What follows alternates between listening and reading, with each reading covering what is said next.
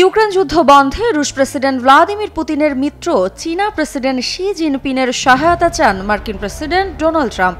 তার এই বিষয়ে ব্যাপক ক্ষমতা রয়েছে এবং আমরা তাদের সঙ্গে কাজ করব, এমন মন্তব্যই করেছেন মার্কিন প্রেসিডেন্ট ডোনাল্ড ট্রাম্প।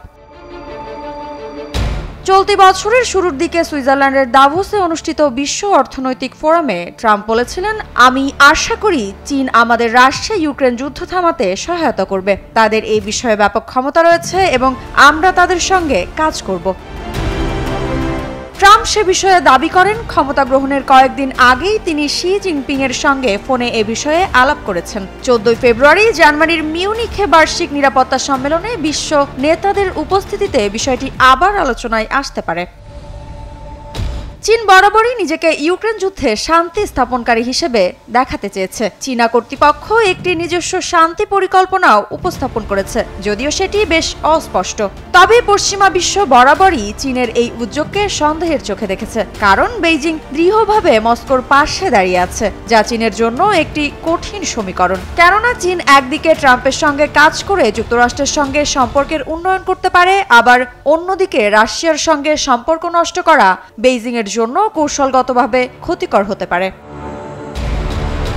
এদিকে চীনা বিশ্লেষকরা অবশ্য বলছেন, শি জিনপিং রাশিয়ার সঙ্গে সম্পর্ক ঝুঁকিতে ফেলতে চাইবেন না, কারণ এটি চীনের দীর্ঘমেয়াদী স্বার্থের জন্য গুরুত্বপূর্ণ। চীন একদিকে যুক্তরাষ্ট্র এবং পশ্চিমাদের বিরুদ্ধে প্রতিরোধ গড়ে তুলতে চায়, আবার অন্যদিকে তাদের লক্ষ্য বিশ্ব ব্যবস্থাকে নিজের সুবিধামতো পুনর্গঠন করা।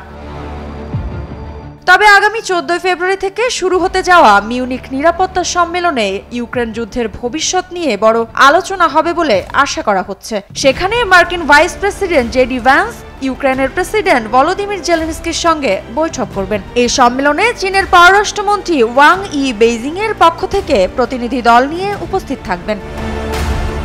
সঠিক প্যাড আর সঠিক তথ্য দিয়ে এসব সামলে নিব এক হয়ে। Monalisa sanitary napkin. এদিকে ট্রাম্প প্রশাসনের গুরুত্বপূর্ণ ব্যক্তিরা বর্তমানে ইউরোপ ও ইউক্রেন সফর করছেন। মার্কিন প্রতিরক্ষা মন্ত্রী পিট হেগসেইথ, পররাষ্ট্রমন্ত্রী মার্কো রুবিও এবং ইউক্রেন রাশিয়া বিষয়ে ট্রাম্পের দূত জেনারেল কিথ কেলগ ইউরোপে মিত্রদের সঙ্গে আলোচনায় ব্যস্ত। তার ওপর মার্কিন অর্থমন্ত্রী স্কট বেসেন্ট কিয়েভ সফরে যাচ্ছেন। এই সফরে ইউক্রেনের খনিজ সম্পদের বিষয়েও আলোচনা হবে। তবে চীনা প্রেসিডেন্ট শি জিনপিং ট্রাম্পের সঙ্গে শান্তি আলোচনায় আগ্রহী কিনা সেটি নির্ভর করবে ট্রাম্পের শর্তগুলোর উপর। এর আগে বাইডেন প্রশাসন চীনকে পুতিনের ওপর চাপ দেওয়ার চেষ্টা করেছিল, কিন্তু ব্যর্থ হয়েছে।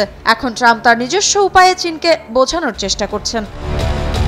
এদিকে চলমান যুদ্ধ ও ধ্বংসযজ্ঞ থামাতে চীন, রাশিয়া এবং যুক্তরাষ্ট্রের মধ্যে একটি শান্তি চুক্তি হতে পারে, যা এই 3 দেশের জন্য লাভজনক হতে পারে। তবে বিশ্লেষকরা সতর্ক করে দিয়েছেন, শান্তি চুক্তির পরও যদি রাশিয়া তার দখল করা অঞ্চলগুলো ধরে রাখে, তাহলে তা আদতে যুদ্ধের সমাপ্তি নয়, বরং এটি সাময়িক বিরতি হবে। মৃত্তিকা বিশ্বাস, নিউজ 24।